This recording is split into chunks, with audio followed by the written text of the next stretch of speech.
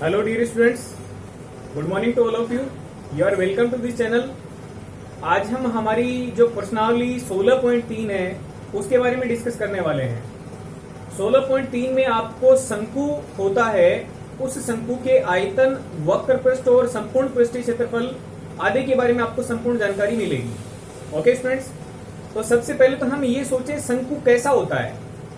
आपने आइसक्रीम का कोन देखा है या फिर जोकर की टोपी देखी है, तो वो जो शेप होती है, वो जो आकार होता है या आकृति होती है, वो शंकु के आकार की होती है। ओके स्टूडेंट्स, तो सबसे पहले हम उस आकृति के बारे में डिस्कस करेंगे, उसमें कौन कौन सी चीजें हैं, उनको क्या क्या बोलते हैं। फिर उनके क्षेत्रफल के बारे में देखेंगे कि कौन सा पृष्ठ है, उसका कौन सा क्षेत्रफल, और फिर आयतन।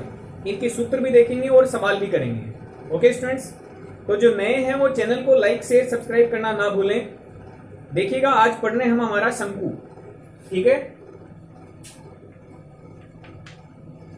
शंकु को अंग्रेजी में हम कोन बोलते हैं। जैसे आइसक्रीम कोन होता है या मेहंदी वाला कोन होता है, उसमें मेहंदी भरने से पहले जो उसकी शक्ल दिखाई देती है वो किस टाइप से होती है, शंकु की टाइप की होती है।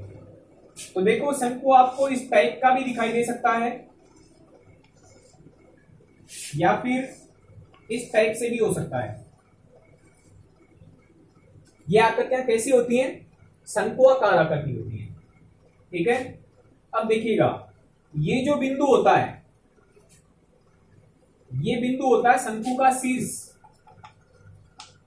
ये कहलाता है शंकु का शीर्ष, ठीक है। इस शंकु के ऊपर ये जो गोलाकार भाग है, वृत्ताकार भाग, ऊपर वाली शक्ल कैसी है? वृत्त के आकार की। आपने कीप देखा होगा, लेब में गए होंगे तो कीप आपने देखा, कीप की शेप होती है वो शंकु के आकार की होती है। ओके स्टूडेंट्स, तो ऊपर वाला भाग कैसा होता है? वृत्त के आकार का होता है। तो ये है इसका आधार, यानी शंकु का आधार। और ये शंकु का आधार किस टाइप का होता है? ये होता है वृत्ताकार, वृत्त के आकार का होता है। ओके स्टूडेंट्स, अब वृत्त होता है तो उसकी त्रिज्या होती है, तो सेंटर वाले पॉइंट से, इस वृत्त के सेंटर वाले पॉइंट से बाउंड्री वाले पॉइंट तक की ये जो लंबाई आपको दिखाई देती है, वो क्या कहलाएगी? वो कहलाएगी आपकी शंकु की त्रिज्या। ओके स्टूडेंट्स, जिसको हम लिखेंगे आर से, आर फॉर रेडियस यानी त्रिज्या। अब देखिएगा, ये शंकु का शीर्ष है, ये वृत्ताकार जो आधार है उसका सेंटर पॉइंट है, इससे इसको मिला देंगे तो ये हो गई आपकी शंकु की ऊंचाई। ये शंकु कितना ऊंचा है? ये शंकु इतना ऊंचा है। तो ये जो लंबाई है, ये लंबाई आपकी कहलाएगी शंकु की ऊंचाई।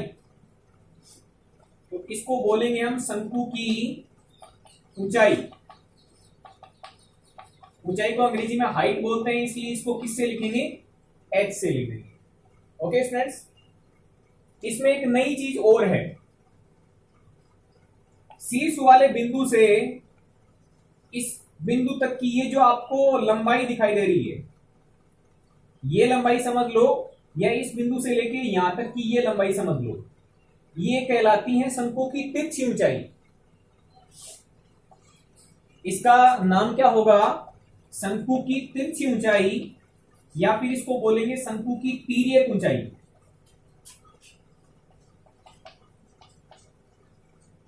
ओके स्टूडेंट्स, इसको हम एल से लिखते हैं। किससे लिखते हैं? एल से लिखते हैं। इसको अंग्रेजी में बोलेंगे कि ये स्लेंट हाइट है। स्लेंट हाइट यानी तिरछी ऊंचाई या तिर्यक ऊंचाई। इसको किससे लिखना है? एल से लिखना है। ओके स्टूडेंट्स, अब देखिएगा एक बात, मैं फिर से शंकु बना रहा हूं और इसमें एक आपको नई जानकारी मिलेगी। ये इसका बिंदु हो गया वृत्ताकार भाग का सेंटर पॉइंट यानी केंद्र बिंदु। ये बाउंड्री का बिंदु हो गया, इसको हम शंकु की त्रिज्या बोल रहे हैं। इस वाले बिंदु से लेके शीर्ष तक का ये जो बिंदु मिलाया गया है, इसको शंकु की ऊंचाई एच बोल रहे हैं। यदि त्रिज्या और ऊंचाई के बीच में 90 डिग्री का कोण हो जाए तो ऐसे शंकु का नाम हो जाता है लंबवृत्तीय शंकु। ठीक है, लंबवृत्तीय शंकु क्यों बोला गया है? क्योंकि वृत्ताकार भाग पर 90 डिग्री का कोण बनाती हुई शंकु की ऊंचाई है। ठीक है, ये आधार है इसका, इस आधार पर बिल्कुल 90 डिग्री पर हाइट गई है, यानी त्रिज्या और हाइट के बीच में, ऊंचाई के बीच में 90 डिग्री का यदि कोण है तो ऐसे शंकु का नाम होगा लंबवृत्तीय शंकु। तो कई बार आपको ये नाम दे देगा लंबवृत्तीय शंकु। आपके सिलेबस में यदि केवल शंकु लिखा जाए तो भी आप उसको क्या समझेंगे? लंबवृत्तीय शंकु की ही बात कर रहा है।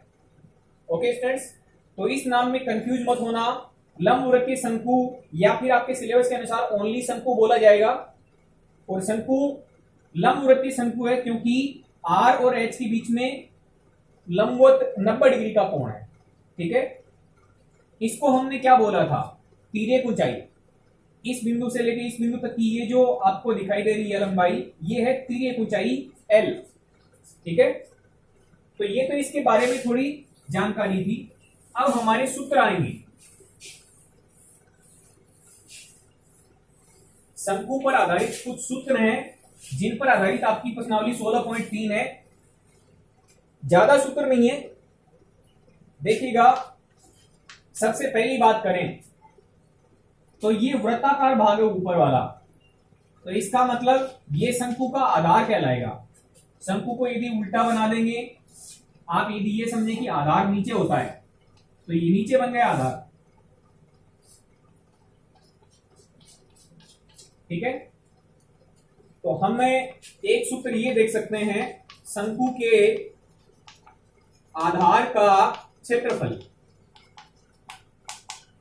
शंकु का आधार है वो वृत्ताकार है, तो वृत्ताकार भाग का क्षेत्रफल कैसे निकालते हैं? पाई आर स्क्वायर से। दूसरा हमारा सूत्र आएगा शंकु की तिरछी ऊंचाई, या इसको दूसरे नाम तिर्यक ऊंचाई से लिखते हैं। तो तिर्यक ऊंचाई एल का मान आप इस सूत्र से निकालेंगे, आर का स्क्वायर प्लस एच का स्क्वायर का अंडर रूट। आपको ये पूछ सकता है कैसे आए, तो आप जानते हो यदि समकोण त्रिभुज बनता है तो उसमें पाइथागोरस प्रमेय लग जाती है। तो देखो ये जो आपको त्रिभुज दिखाई दे रहा है, ये त्रिभुज एक समकोण त्रिभुज है क्योंकि 90 डिग्री का कोण है। तो 90 डिग्री के कोण में कर्ण का स्क्वायर बराबर क्या होगा? आधार का स्क्वायर प्लस लंब का स्क्वायर यानी एच का स्क्वायर। हमें तो तिरछी ऊंचाई एल का मान निकालना है, तो एल का वर्ग हटाना पड़ेगा। वर्ग कैसे हटाएंगे? वर्गमूल लगा के। तो इधर आप वर्गमूल लगा दें, आर का स्क्वायर प्लस एच का स्क्वायर का वर्गमूल। तो तिरछी ऊंचाई ज्ञात करने का सीधा सूत्र क्या याद रखोगे? R square plus H square का अंडर रूट। आप केवल इतनी बात याद रख लेंगे तो भी आपका काम खत्म। क्योंकि कई बार क्या होता है, आपको तिर्यक ऊंचाई दे देगा, त्रिज्या भी दे देगा, आपको एच का मान पूछ लेगा।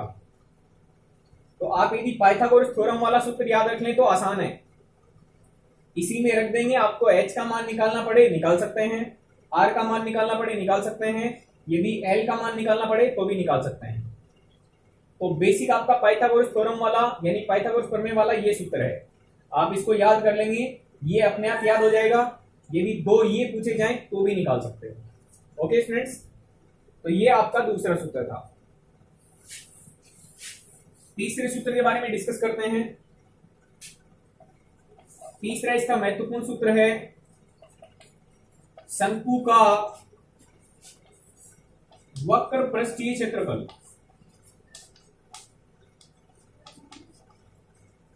इसको ध्यान से सुनिएगा अभी। शंकु का वक्र पृष्ठीय क्षेत्रफल। पहले तो ये देखो ये वक्र पृष्ठ क्या होता है। एक तो आपने देखा समतल पृष्ठ होता है, वक्र पृष्ठ का मतलब क्या होता है? घुमावदार। तो आप देखेंगे ये शंकु है, तो इस शंकु का ये जो एरिया है इसके चारों तरफ घुमावदार, क्योंकि शंकु आइसक्रीम के कोन की तरह है या कीप की तरह है, तो उसकी बाहर वाली सतह घुमावदार आपको दिखाई दे रही है। वो कैसा पृष्ठ होता है? वो होता है वक्र पृष्ठ। तो आप इसको ये देखें, ये जो आपको क्षेत्रफल दिखाई दे रहा है यानी इसके चारों तरफ घूमता हुआ क्षेत्रफल, ये सरफेस, ये सतह, ये क्या कहलाएगी? शंकु का वक्र पृष्ठ। तो वक्र पृष्ठ का क्षेत्रफल, समझ गए? आप इसको ऐसे समझ सकते हैं जैसे तंबू होता है, तो तंबू में क्या होता है? चोटी होती है और चारों तरफ कपड़ा लगा हुआ होता है, नीचे जमीन होती है। तो कपड़ा आपको कितनी दूर में दिखाई देता है? चारों तरफ दीवारें बनाई हुई थी कपड़े की, ऊपर चोटी से मिला हुआ होता है, नीचे जमीन है। तो ये जो कपड़ा लगा हुआ है वो वक्र पृष्ठ में लगा हुआ है। किसमें लगा हुआ है? वक्र पृष्ठ में। तो वक्र पृष्ठ होता है घुमावदार सतह। तो इसका क्षेत्रफल याद करने का सूत्र होता है आपका पाई आर एल। पाई का मान रख दोगे, आर यानी शंकु की त्रिज्या हो जाएगी, एल का मतलब शंकु के वक्र पृष्ठ तिरछी ऊंचाई। एल कौन सी है? तिरछी ऊंचाई है। तो ये सूत्र आपको याद रखना। चौथा, आपको ये बोला जा सकता है शंकु का संपूर्ण पृष्ठीय क्षेत्रफल। शंकु का संपूर्ण पृष्ठीय क्षेत्रफल। अब ध्यान दें, संपूर्ण पृष्ठीय क्षेत्रफल का मतलब सारा। अब सारा क्षेत्रफल कैसे बनेगा? देखो, ये तो हो गया वक्र पृष्ठ, इसका घुमावदार जो क्षेत्रफल है वो कितना है? पाई आर एल।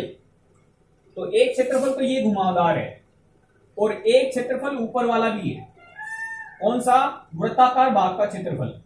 वृत्ताकार भाग का क्षेत्रफल कितना होता है? पाई आर स्क्वायर। दोनों को मिला दोगे, संपूर्ण पृष्ठीय क्षेत्रफल हो गया। तो शंकु का संपूर्ण पृष्ठीय क्षेत्रफल कैसे निकालेंगे? वक्र पृष्ठ का क्षेत्रफल प्लस में वृत्ताकार भाग का क्षेत्रफल, दोनों को जोड़ देंगे तो संपूर्ण पृष्ठीय क्षेत्रफल का नया सूत्र आ जाएगा। या तो आप ऐसे याद कर लो, या फिर एक काम करें, पाई और आर कॉमन ले लें, क्योंकि पाई इसमें भी है और पाई इसमें भी है। दोनों पदों में पाई है, पाई कॉमन आ गया। इसमें आर एक बार है, इसमें आर दो बार है, क्योंकि आर की घात 2 है तो आर गुणा आर यानी आर 2 बार लिखा हुआ है। तो पाई कॉमन ले लिया, आर कॉमन ले लिया, शुरू में एल बच गया, बाद में आपका आर बच गया। तो आप इसको याद कर लो या फिर इस तरीके से याद कर लो, एक ही बात है। ओके, ये हो गया आपका शंकु का संपूर्ण पृष्ठीय क्षेत्रफल का सूत्र।